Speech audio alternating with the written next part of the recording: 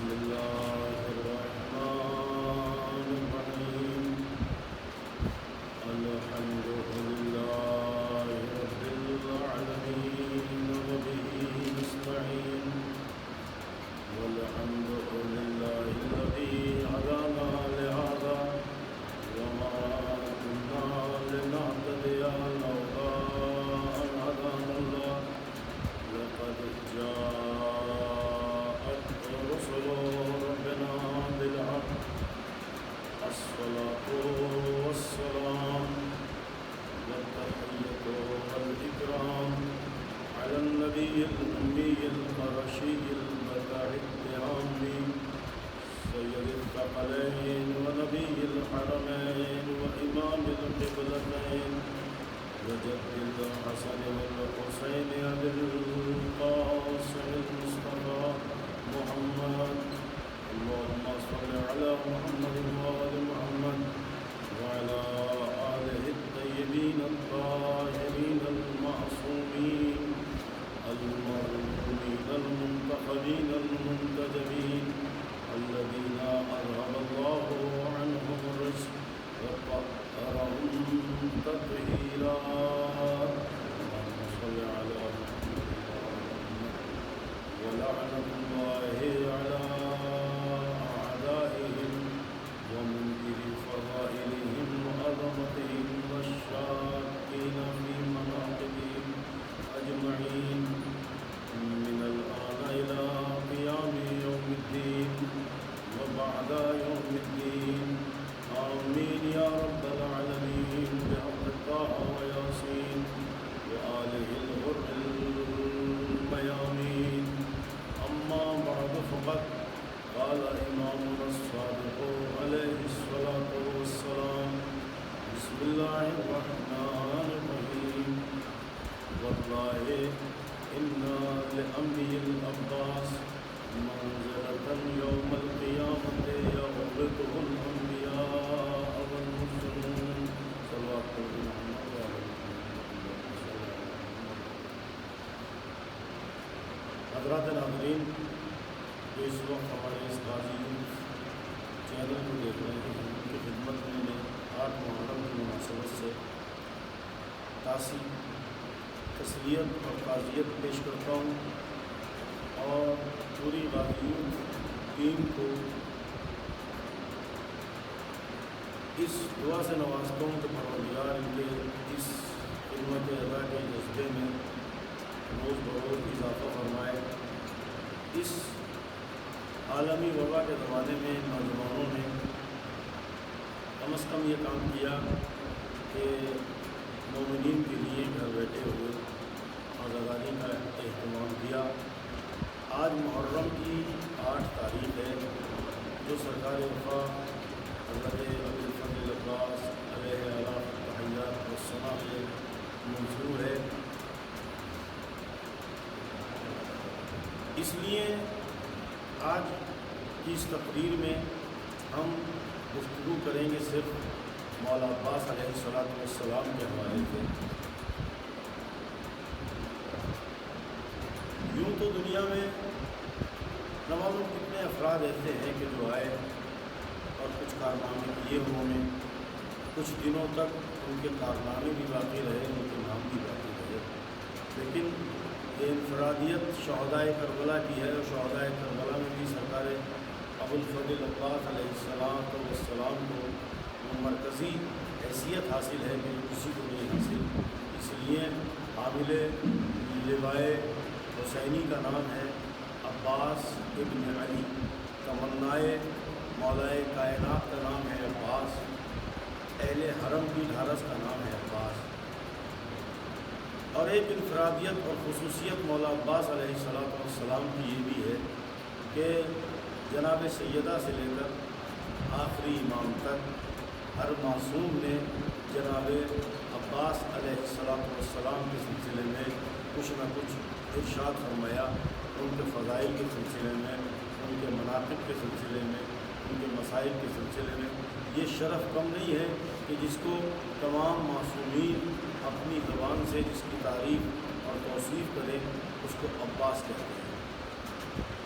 محترم ناظرین و سامعین، جس حدیث کو میں نے تلاوت کیا اور آپ نے اس کی سماعت کا شرف حاصل کیا، وہ ہمارے اور آپ کے چھٹے امام حضرت جعفر صادق علیہ السلام کی وہ مشہور و معروف حدیث ہے کہ جس میں امام نے مولا عباس علیہ السلام کی شخصیت پر روشنی ڈالتے ہوئے یہ جملہ ارشاد فرمایا: واللہ انا لعمی العباس منزلۃ یوم القیامہ، قسم خدا کی میرے چچا کی قیامت کے دن وہ منزلت ہوگی، وہ رتبہ ہوگا، وہ مقام ہوگا کہ جسے دیکھ کر انبیاء رش کریں گے۔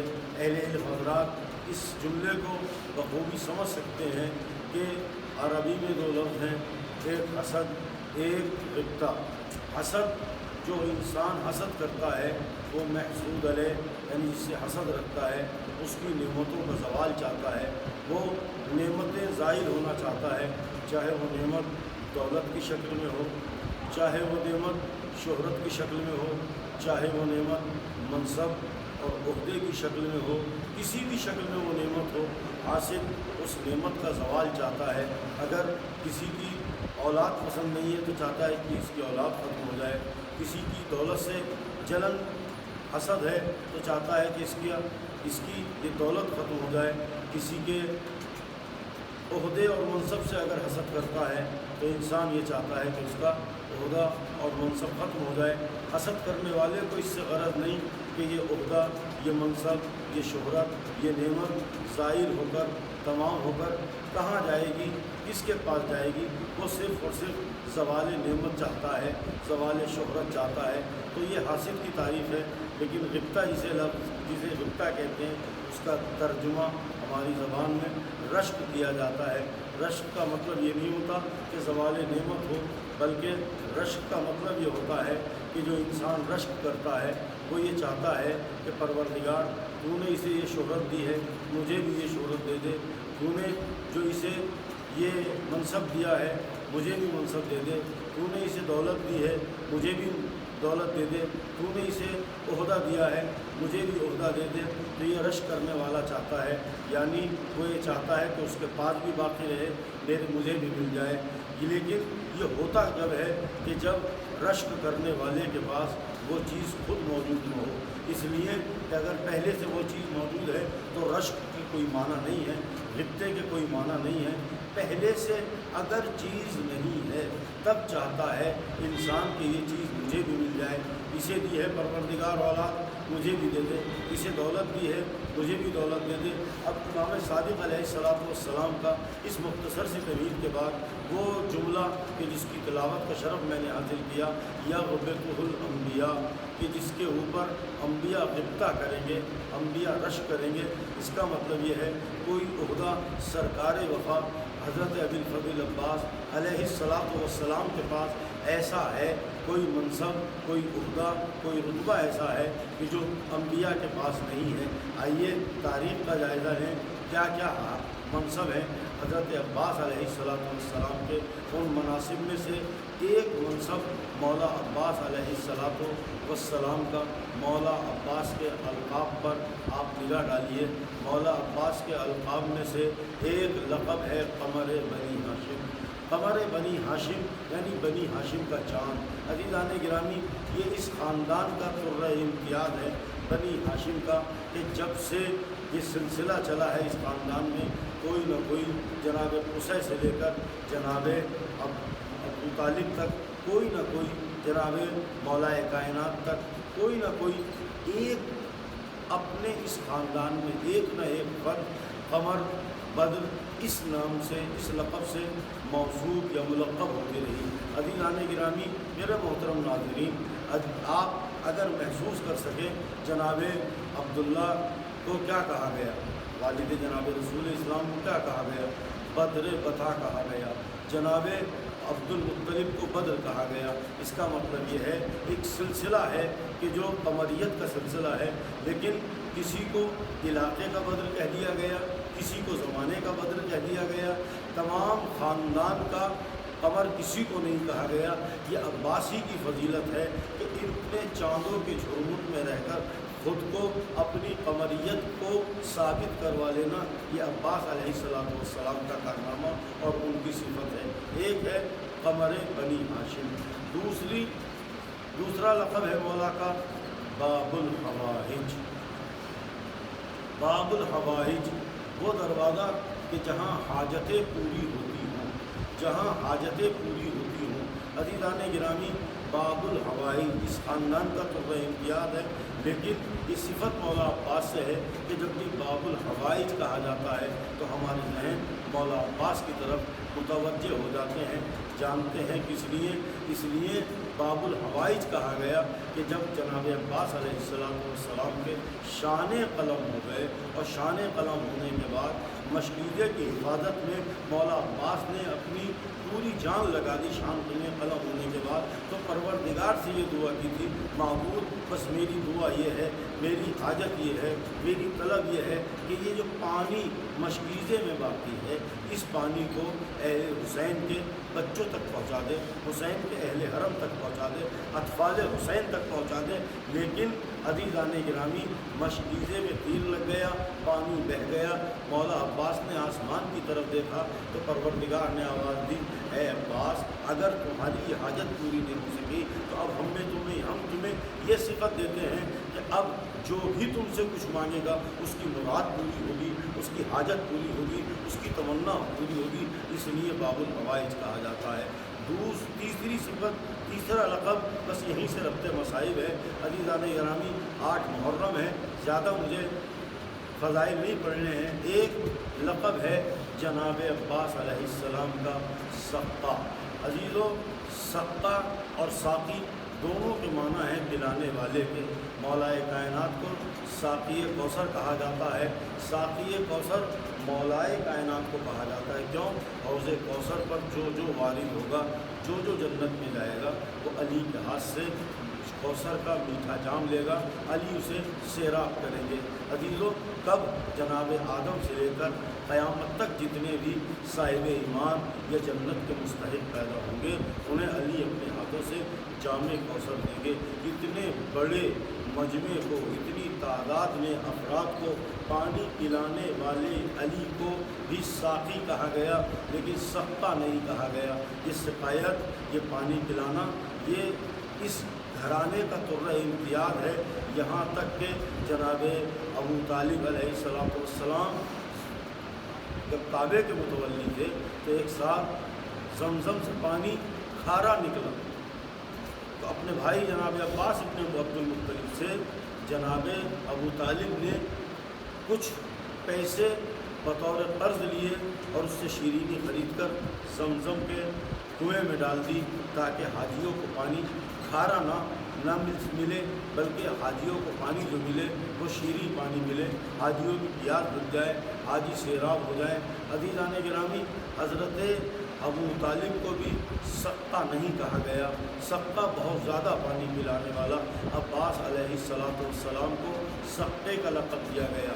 سقے کا لقب اس لیے دیا گیا کہ اتنی محنتوں کے بعد، اتنی مشقتوں کے بعد، اتنے پہروں کے بعد عباس وہ ہے کہ جس نے لشکر حسینی کے لیے، اطفال حسینی کے لیے پانی کا اہتمام کیا۔ بس عزیزو، 8 محرم ہے، میں مصائب تھوڑا زیادہ پڑھوں گا آج، اس لیے کہ 8 محرم مولا عباس علیہ السلام سے منسوب ہے، اور یہ وہ تاریخ ہے کہ جسے دنیا بھلا نہیں سکتی۔ اور دیجیے، 8 محرم مولا عباس سے منسوب کیوں ہیں؟ 8 محرم جبکہ اور کوئی تاریخ بھی منسوب ہو سکتی تھی۔ جہاں تک میرا دل کہتا ہے، ہمارے بزرگوں نے، ہمارے جو بزرگ دنیا سے رخصت ہو چکے ہیں، انہوں نے جو تاریخیں رکھی ہیں بڑی سوچ سمجھ کے رکھی ہیں۔ 8 ذی الحجہ وہ تاریخ ہے کہ جس میں انسان عبادت بطور حج کرنے جاتا ہے، تو 8 ذی الحجہ کی تاریخ یوم الترویہ کہلاتی ہے، یعنی اپنے لیے حاجی پانی کا اہتمام کرے، چونکہ حسین حج بیت اللہ کو چھوڑ کر حج شہادت انجام دینے کے لیے جا رہے ہیں۔ اس کا بھی تو کوئی یوم الترویہ ہونا چاہیے، اس کا یوم الترویہ ہے 8 محرم۔ اس لیے ہمارے بزرگوں نے 8 محرم کو مولا عباس سے منسوب کیا۔ کیا عزیزوں 2 محرم کو جب حسین کا قافلہ کربلا کے میدان میں پہنچا اور کربلا کے میدان میں جب قافلہ خیمہ زن ہو گیا 3 محرم کی وہ صبح نمودار ہوئی کہ جس میں اسر سعد کی طرف سے ایک رسالہ آتا ہے، ایک لشکر آتا ہے، ایک ٹکڑی آتی ہے، اور آنے کے بعد در خیمہ پر یہ آواز دیتی ہے کہ ان خیموں کو لبے دریا سے ہٹا لیا جائے، کہیں دور جا کر ان خیموں کو نصب کیا جائے۔ مولا عباس نے یہ جملہ اپنے خیمے سے سنا۔ عزیزان گرامی، سرکار باوفا اپنے خیمے سے برآمد ہوئے، کہا خیمے ہٹ جائیں گے لیکن بس ایک بات یہ ہے، اس خط کو پار کر دو، خیمے ہم ہٹا لیں گے۔ غیظ میں آ گیا غازی، جلال میں آ گیا غازی۔ حسین نے اپنے خیمے میں بیٹھے ہوئے یہ منظر دیکھا، عباس کو کیسے روکیں؟ زینب کو بلایا، ماں جائی تیرے شیر کو غضب آ گیا، تیرے شیر کو غیظ آ گیا، تیرے شیر کو غصہ آ گیا۔ زینب نے فضہ کو بھیجا، فضہ بس اتنا جا کر کہہ دو میرے بھائی سے کہ زینب تمہیں ثانی عباس تمہیں ثانی زہرا نے بلایا ہے۔ لیجئے فضہ آئیں، جناب عباس علیہ السلام سے کہا شہزادے آپ کو ثانی زہرا نے یاد کیا ہے، تلوار کو نیام میں رکھا، دعویٰ کر کے آئے ہیں کہ خیمے کوئی نہیں ہٹا سکتا۔ زینب کے خیمے میں پہنچے، انداز یہ لکھا تواریخ میں ارباب مقاتل نے کہ عباس کی نگاہیں زمین کربلا پر جھکی ہیں۔ خیمے پر جا کر جس نے دخول چاہا، زینب نے اندر بلا لیا۔ عباس علیہ السلام خیمے کے اندر پہنچے، زینب نے جھکی ہوئی نگاہیں عباس کی دیکھی، آواز دی عباس تجھے میرا واسطہ، ایک مرتبہ میری نگاہوں سے نگاہیں ملا لے۔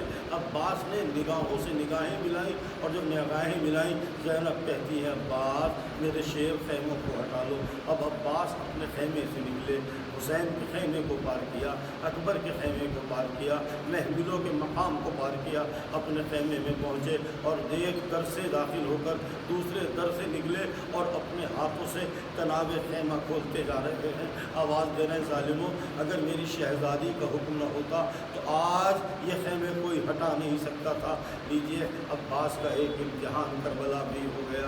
اب 7 محرم کو العطش کی صدائیں بلند ہونے لگی، العطش کی صدائیں بلند ہونے لگی، خیام حسینی میں قحط آب ہو گیا۔ مجھے نہیں معلوم عباس کب سے پیاسے ہیں، حسین کب سے پیاسے ہیں، زینب کب سے پیاسی ہیں۔ 7 محرم کو تو بچوں کی صدائے العطش بلند ہو رہی تھی۔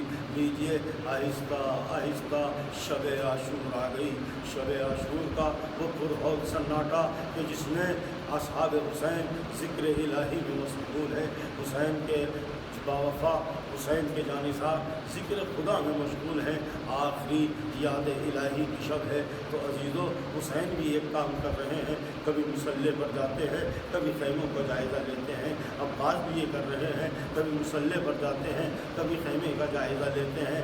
عزیزو ایک خیمے کی پشت سے عباس نے 2 شخصوں کے بولنے کی آواز سنی اور جو جملے کو غور سے سنا، ایک ساتھی دوسرے ساتھی سے کہہ رہا تھا جانتے ہو عباس کی تمنا وہ علی نے کس لیے کی تھی؟ اسی کربلا کے لیے کی تھی۔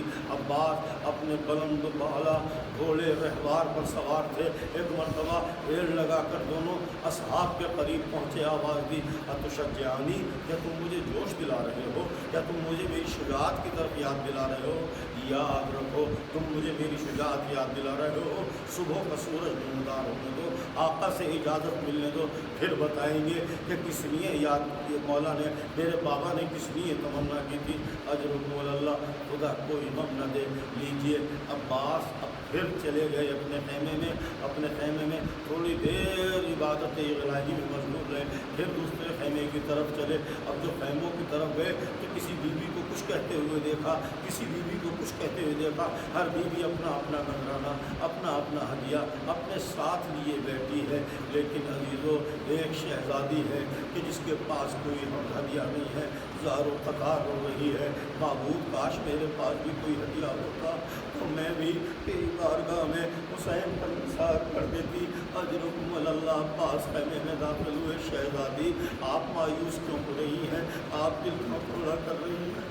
اس غلام کو اپنی طرف سے قربان माफ़ कर देना, अजरुकुम अल्लाह।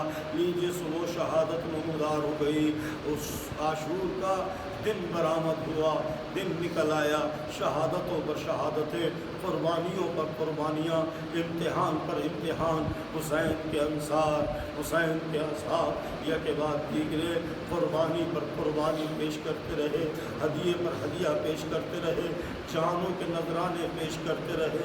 बिलाखिर जब कोई बाकी न रहा तो हुसैन अलैहिस्सलाम की खिदमत में मौला अब्बास आए, आवाज़ देते हैं आका अब तो मुझे मैदान की इजाज़त दे दीजिए। हुसैन आवाज़ देते हैं तुम मेरे लश्कर के अलमदार हो, गाजी के दिल पर कितना असर किया है इस जुमले ने। गाजी निकला हुसैन के खैमे से सर झुकाए हुए, लेकिन जुमले ने असर ज़रूर किया, लेकिन हुसैन से कुछ कहा नहीं। खैमे से निकल आए, चंद कदम चले हैं, सकीना ने आन के दामन थाम लिया। चचा मुझे प्यास हलाक किए दे रही है। भतीजी को फ़र्त मोहब्बत से आगोश में उठाया, सीने से लगाया, मेरी लाडली अपने बाबा से इजाज़त दिला दो। लीजिए हुसैन की खिदमत में अब्बास सकीना को लेके आ गए। हुसैन समझ गए अब्बास का मंशा क्या है। जाओ हुसैन, आवाज़ देते हैं जाओ अब्बास, पानी की सबील करो, लो ये मशकीज़ा ले जाओ, ये टूटा हुआ नेज़ा तुम्हारे पास रहेगा। एक नेज़ा है टूटा हुआ।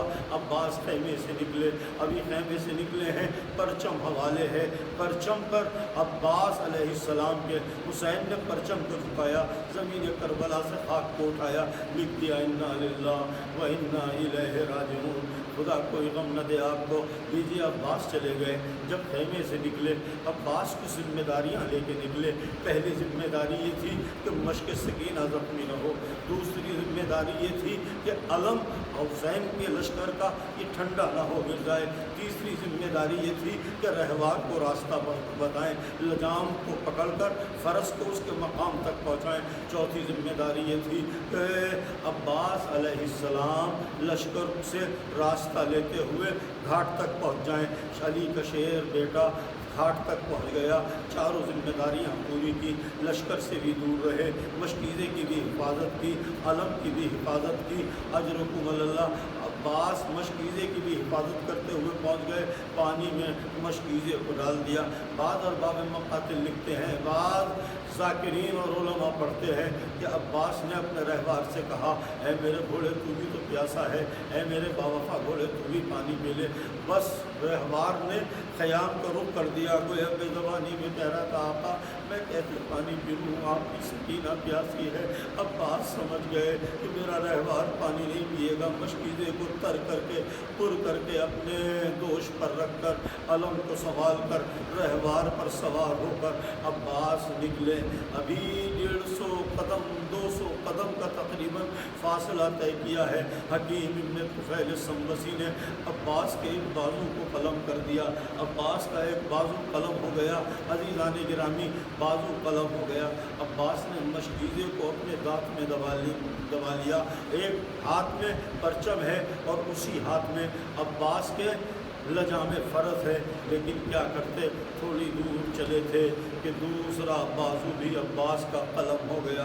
अब अब्बास क्या करे अजीज़ों, अब परचम की हिफाजत तो मुमकिन न थी, परचम की हिफाजत सिर्फ हाथों से हो सकती थी, गाजी किसी और सूरत से भी कर सकते थे, लेकिन अहम था गाजी के लिए मशकीज़े की हिफाजत करना।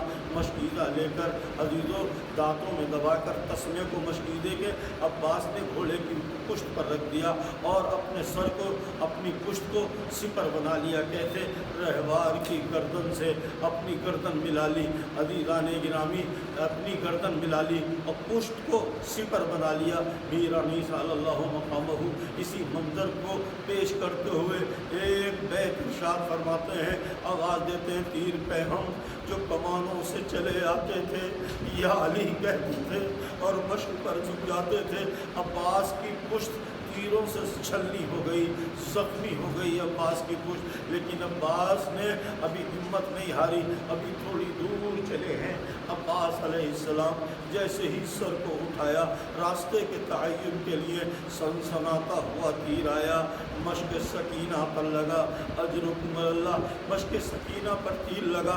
अब्बास की तमन्नाएँ बह गईं। अब्बास तस्वीर हसरत व यास बनकर घोड़े की पुश्त पर बैठे हुए हैं। ابھی عباس متوجہ ہوئے ابھی تو تیر سے نیچے کا پانی باقی ہے، پھر فوراً خود کو مشکیزے پر جھکا دیا، آواز دی میرے گھوڑے آج کے بعد تجھے کوئی زحمت نہ ہوگی، یہ پانی سکینہ تک پہنچا دے۔ لیجیے گھوڑے نے تیز قدم بڑھانے شروع کیے، پھر عباس نے ایک مرتبہ راستے کے تعین کے لیے جیسے ہی سر اٹھایا دوسرا تیر آیا، عباس کی دائیں آنکھ میں وہ تیر لگ گیا۔ اب آپ بتائیں کہ عباس تیر نکالے مشکیزے کو سنبھالے، لیکن عزیزو دونوں کام عباس نے کیے۔ تیر نکالا، کیسے نکالا تیر؟ تیر نکالنے کے لیے اپنے دونوں پاؤں رکاب فرس میں جما دیے اور اپنے دونوں گھٹنے بلند کر دیے، زانو بلند ہوئے، غازی نے سر جھکایا، گھٹنوں کے درمیان تیر کو پھانسا، سر اٹھا دیا، تیر تو نکل گیا لیکن ایک گرز آہنی عباس کے سر پر لگا، گرز کا لگنا تھا۔ عباس زمین کربلا پر آ گئے، گرتے گرتے آواز دیتے ہیں مولا میرا آخری سلام قبول کیجئے۔ حسین نے کمر کو تھام کے آواز دی یا اخی الان انکسر ظہری وقلت حیلتی، میرے بھائی اب میری ہمت ٹوٹ گئی، میری کمر ٹوٹ گئی، میرے پاس کوئی راہ چارہ نہیں ہے، اجرکم اللہ۔ اور ایک مرثیہ پڑھتے ہوئے چلے جس کا ترجمہ یہ ہے عباس اب وہ آنکھیں سکون سے سو جائیں گی جو تیرے خوف سے جاگا کرتی تھی، عباس اب وہ آنکھیں جاگے گی جو تیری وجہ سے چین کی نیند سویا کرتی تھی۔ حسین یہ مرثیہ پڑھتے ہوئے عباس کے قریب پہنچے اور جیسے ہی عباس کے قریب پہنچے عباس کے سر کو اپنے زانو پر رکھا۔ عباس نے محسوس کیا کہ آقا نے سر کو زانو پر رکھ لیا، ہٹانا چاہا کہ سر ہٹا دیں۔ عباس کیا ناراض ہو گئے؟ آقا غلاموں کو بھی کہیں ناراض ہونے کا حق ہے، اجرکم اللہ۔ آقا غلام ناراض نہیں ہوا کرتے تو سر کیوں ہٹا لیا؟ آقا آپ سے چند لمحے کے بعد کا منظر یاد کر رہا ہوں، میرا سر تو آپ کے زانو پہ ہے، آپ کا سر کس کے زانو پر ہوگا عباس؟ میرا سر میری دکھیاری ماں کے زانو پر ہوگا۔ ہاں دونوں بھائی گفتگو کرنے لگے۔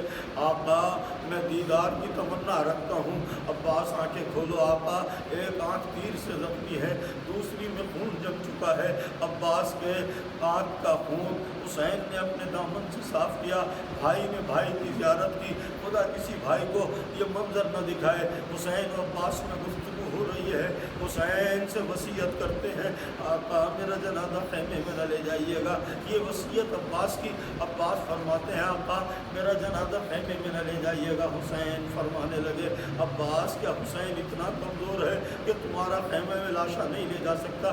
آقا میں یہ تصور بھی نہیں کر سکتا۔ پہلے ہی وجہ یہ ہے کہ میں سکینہ سے شرمندہ ہوں، دوسری وجہ یہ ہے کہ جب آپ نے کہا تھا لشکر کے علمدار ہو، آقا جب تک علمدار زندہ رہتا ہے باقی لشکر باقی رہتا ہے، باقی لشکر سلامت رہتا ہے۔ آقا میں اس لیے جنازہ اٹھانے کو منع کر رہا ہوں، آپ میرا جنازہ اٹھائیں گے ظالموں کو یقین ہو جائے گا عباس مارا گیا، خیموں پہ حملے ہوں گے۔ حسین خاموش ہو گئے۔ حسین کہتے ہیں عباس اب ہماری بھی ایک وصیت پر عمل کر لو، آقا جلدی بتائیں غلام کس کام آ سکتا ہے؟ آواز دی عباس جب سے تم نے بولنا سیکھا، تم نے تب سے لے کر اب تک مجھے آقا کہا، بھائی نہ کہا، ایک مرتبہ بھائی کہہ دو۔ عباس نے بھائی کہا، روح قفس انصبی سے پرواز کر گئی۔ حسین خون میں ڈوبا ہوا علم زخمی مشکیزہ لے کر خیمے کی طرف چلے۔ ادھر سکینہ بچوں سے کہہ رہی بچوں میرا چچا آنے والا ہے، میرا چچا آنے والا ہے، تم سیراب ہو جاؤ گے، اب تمہاری پیاس مٹ جائے گی۔ جیسے ہی عزیزو عباس کا علم قریب پہنچا، سکینہ نے اپنا کوزہ پھینک کے آواز دی اے بچوں میں شرمندہ ہوں، علم بابا لائے ہیں چچا نہیں لائے۔ دوڑ کر چچا بابا سے لپٹ گئی، بابا میرے چچا کیا ہوئے، بابا میرے امو کیا ہوئے، آپ علم کیوں لائے، آپ مشکیزہ کیوں لائے؟ میری سکینہ تیرا چچا مارا گیا، تیرا مشکیزہ چھلنی ہو گیا۔ بس سکینہ نے یہ سنا، رونا شروع کر دیا۔ رونے کی آواز زینب کے کانوں میں پہنچی۔ زینب نے پوچھا کیا ہوا؟ کہا عباس مارا گیا۔ حسین پہنچے، زینب کہتی ہے ماں جائے میرے شیر کا جنازہ کیوں نہیں لائے، عباس کی میت کیوں نہیں لائے، عباس کا لاشا کیوں نہیں آیا؟ کہا تیرے شیر نے مجبور کر دیا، عباس نے مجھے مجبور کر دیا۔ کہا کیا مطلب؟ کہا وصیت تھی۔ حسین جب تم پہنچے میرا عباس بول رہا تھا، ہاں بول رہا تھا، بس اس جملے کا سننا تھا۔ جناب زینب کہتی ہیں پھر تو کچھ گفتگو ہوئی ہوگی، وہ گفتگو بتا دو۔ حسین حسین نے پوری گفتگو بتا دی. جب آخر میں کہا میں نے کہا مجھے بھائی کہہ دو, زینب نے دونوں شانوں کو حسین کے پکڑا. کیا کہا حسین؟ تم نے بھائی کہنے کو کہا, یہ بتاؤ جلدی سے عباس نے تمہیں بھائی کہہ دیا؟ ہاں زینب مجھے بھائی کہہ دیا. فوراً فرات کر اتر کے آواز دی, عباس حسین کو بھائی کہہ دیا, ایک مرتبہ مجھ دکھیاری کو بھی بہن کہہ کے پکار دیتے تو میری تمنا پوری